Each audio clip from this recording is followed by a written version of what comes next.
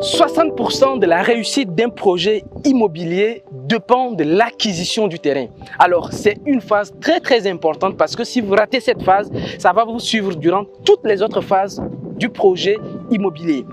Voilà pourquoi dans cette vidéo, je vais vous dire comment acheter des terrains en Afrique. Il y a 3 phases. Alors, je vais vous expliquer ça dans cette vidéo. Mais avant cela, je vais me présenter. Mon nom, c'est Justin Mortaudet. Je suis architecte à la base, mais je suis également entrepreneur puisque je parle de business, de l'investissement immobilier un peu partout. Alors, suivez-moi, je vais vous décortiquer ça dans cette vidéo. Donc, le projet que vous êtes en train de voir là, il y a de cela 10 mois, on n'était pas à ce niveau. C'était juste un terrain nu et je vais vous dire comment on a fait pour acquérir ces terrains, les pièges à éviter. Voilà, donc suivez-moi. Là, on est au 3e étage et vous allez voir, je vais vous expliquer la suite de comment acquérir un terrain. Ok, donc on arrive à la terrasse de notre immeuble et vous voyez une belle vue sur Dakar. L'ancien aéroport était juste là et vous voyez une belle vue là sur Almadies parce que nous sommes dans cette zone là. Alors c'est une zone où les terrains sont très prisés, où il y a trop d'arnaques ici, il y avait trop d'arnaques ici. Voilà pourquoi je vais me mettre ici pour vous expliquer. Il y a beaucoup de terrains nus là, vous voyez. Donc je vous disais tout à l'heure qu'il y a 3 phases pour acquérir un terrain. Quand vous voulez acheter un terrain, je vous recommande d'aller sur internet. Vous pouvez taper sur internet en comment acheter un terrain au Sénégal, un exemple, ou bien acheter un terrain en Côte d'Ivoire, au Cameroun, au Tchad. Sur internet, c'est un peu vague, mais peut-être que c'est une première piste, hein. Il y a des sites dédiés à ça. Vous pouvez aller chercher sur internet. Il y a une deuxième manière où moi j'utilise beaucoup, c'est mon réseau de courtiers et les agences immobilières. Voilà, les courtiers tout le temps, ils me balancent. Ils peuvent vous contacter des courtiers, hein, des agences, ils vont vous proposer des terrains. Et moi, là où je fais des bonnes affaires, généralement, c'est chez les banques. Alors, chez les banquiers et les notaires. Parce que eux, c'est des terrains à problème. Donc, généralement, ce sont des terrains hypothèques. Donc, après, le propriétaire, celui qui est venu laisser le terrain en hypothèque, n'a pas pu solder. Donc, on va saisir le terrain et le vendre aux enchères. Et là, les prix sont plus intéressants. C'est la même chose un peu chez les notaires. Mais ça, c'est la première phase. Comment avoir l'information pour acheter un terrain immobilier. La deuxième phase, en fait, vous allez voir, généralement, dans la deuxième phase, c'est le traitement de l'information. Parce que tous ces terrains que vous voyez là, tous les terrains, alors, ce qu'il faut comprendre, quand vous avez un terrain, quel que soit le terrain, il y a 3 droits sur le terrain. Donc, cherchez à savoir si le terrain, il est en titre foncier, il est en bail ou bien il est en délibération. Parce que en fonction du droit qu'il y a sur le terrain, le prix est différent et les risques sont différents. Un exemple, quand vous avez une délibération, tout simplement qu'on appelle également quelquefois une autorisation d'occuper, ça vous donne juste le droit d'occuper le terrain, rien d'autre. Il y a le droit, le deuxième qui est le bail. Le bail généralement c'est quoi? C'est le droit qui vous donne le fructus, c'est-à-dire que le droit à mettre en valeur le terrain, donc vous pouvez cultiver ce que vous voulez dedans, ou bien vous pouvez faire de l'immobilier, mettre des locataires et percevoir les fruits que vont générer le terrain. Donc ça, c'est le droit fructus. Le troisième droit qu'on appelle l'abusus, il faut avoir ce droit-là qui est le droit qui vous donne, qui vous permet de revendre le terrain ou de mettre en hypothèque. Et c'est arrivé à ce niveau seulement que vous avez ce qu'on appelle le titre foncier ou bien vous avez l'ACD. Alors, c'est très important. Si vous voulez acheter en délibération, en bail ou en titre foncier, vous devez savoir maintenant à quelle phase, à quel type de terrain vous êtes en train de faire. Il y a des terrains ici qui sont en bail. Il y a des terrains qui sont en titre foncier, mais les prix ne sont pas les mêmes. Pourquoi? Parce que quand on vous dit bail, le terrain ne vous appartient pas à 100%. Parce que le terrain vous appartient sur une certaine période pour que vous mettez juste le terrain en valeur, après on reprend. Titre foncier, le terrain est à vous, vous pouvez le revendre, l'abusus, vous pouvez revendre, vous pouvez même mettre en hypothèque. Voilà pourquoi les banques acceptent seulement les titres fonciers. Parce que ces terrains-là, s'ils prennent le titre foncier, ça les appartient à 100%. Ils peuvent faire ce qu'ils veulent. Mais quand c'est un document de bail, c'est pas intéressant pour la banque. Vous comprenez maintenant pourquoi les banques n'acceptent que des titres fonciers. Ça, c'est très important. Mais la deuxième information à traiter sur l'achat des terrains, c'est l'information concernant le propriétaire du terrain. C'est très important pour que vous sachiez, parce que ça va vous rattraper dans la troisième phase que je vais vous dire tout à l'heure. Voilà. Pourquoi je me mets ici? Parce que juste là, derrière, quand vous voyez juste derrière là, Au début, quand on voulait acheter ces terrains ici, ce qui se passe, on nous a proposé un terrain derrière. Mais on a eu de problèmes parce que le propriétaire du terrain alors est décédé.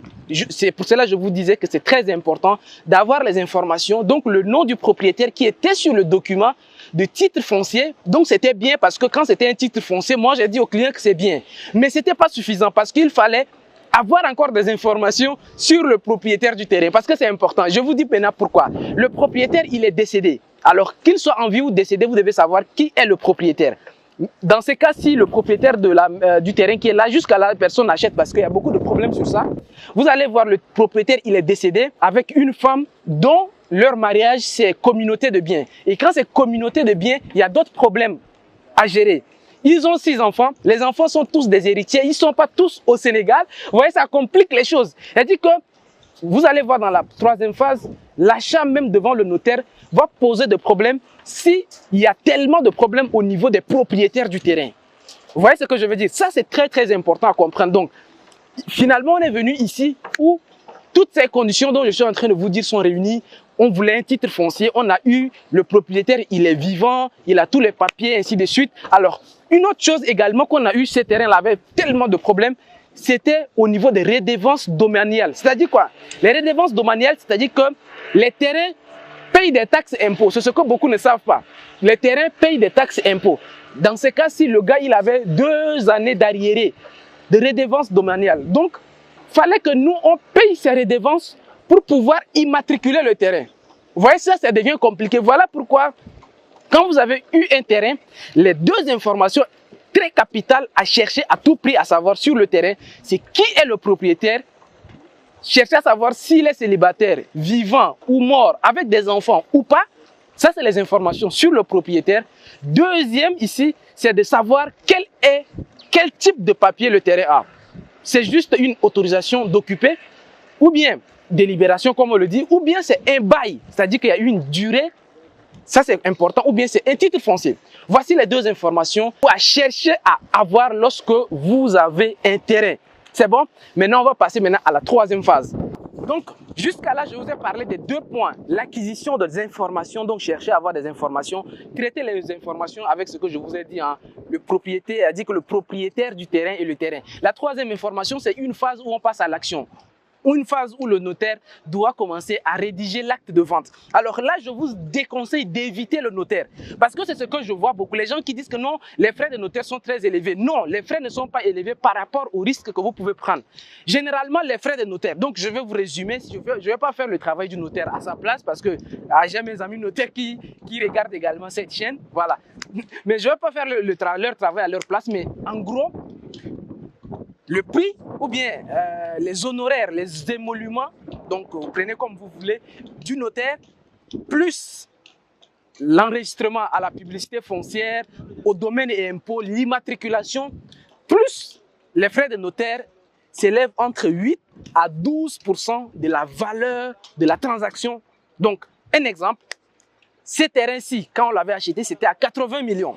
Vous donnez un exemple. Aujourd'hui, c'est très rare de trouver des terrains dans la zone à 80 millions. Sur les 80 millions, vous qui voulez acheter, il faut calculer 12%. 12% si le terrain, donc ça dit que les conditions que j'ai dit là sont respectées. Titre foncier, le propriétaire il a payé toutes les redevances domaniales, il a dit que vous n'avez plus rien aux impôts. Ça c'est déjà réglé, ça c'est dans ces cas-ci.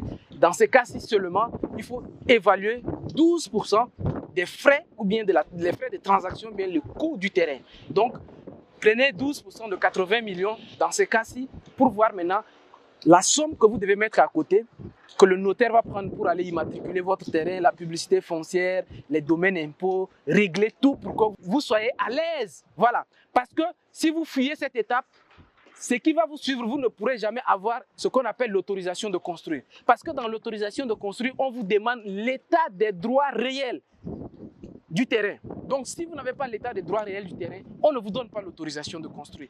Par conséquent, vous ne pouvez pas construire. Et si vous vous entêtez à aller construire, la DESCOS, la direction de la surveillance de la construction et de l'occupation de sol, avec ces gendarmes vont venir, vont descendre sur le terrain et vont vous demander où est votre autorisation de construire. Vous n'avez pas d'autorisation de construire. Quel que soit le montant que vous avez investi pour démarrer votre chantier, on va vous arrêter.